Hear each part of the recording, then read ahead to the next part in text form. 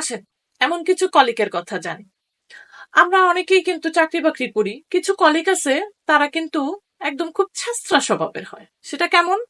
প্রতিদিন আপনার সঙ্গে বের হবে, প্রতিদিন আপনি রিক্সা ভাড়া দিবেন, আপনার রিক্সায় উঠবে এবং প্রতিদিন আপনার সঙ্গে সে তার বাসা পর্যন্ত পৌঁছাবে।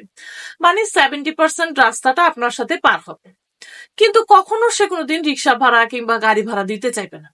অথচ সে যখন ছুটির টাইম হবে, যখন বিদায় বেলা হবে অফিসের শেষের দিকে, তখন কিন্তু সে আপনার একদম খুব ভদ্রভাবে বলবে, আপু চলেন, আপু চলেন, একসাথে যাই, একসাথে যাই।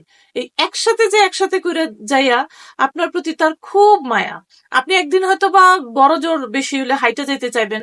সেটা হচ্ছে যেমন ধরেন আপনি চিন্তা করলেন যে আচ্ছা ঠিক আছে, প্রতিদিন টাকা দিয়ে রিক্সা ভাড়া দিয়ে বাস স্ট্যান্ড পর্যন্ত যাই, তাহলে আজকে একটু হাইটা যাই। আমার অন্তত 30-40 টাকা রিক্সা ভাড়া বাইচা গেল। যদি বলি যে চলেন আপু হাইটা যাই আজকে, না না আপু কি বলেন, এত হাঁটাহাঁটি করলে আপনার সারাদিন টায়ার্ড ছিলেন, তো হাঁটলে তো খারাপ লাগবে। আমার কথা হলো ভাই, আপনি যে আপুর হাঁটা নিয়ে এত টায়ার্ড, তাহলে একদিন আপুর আপনি কোনোদিন রিক্সা ভাড়া দিয়ে দিছেন? তা তো দেন নাই।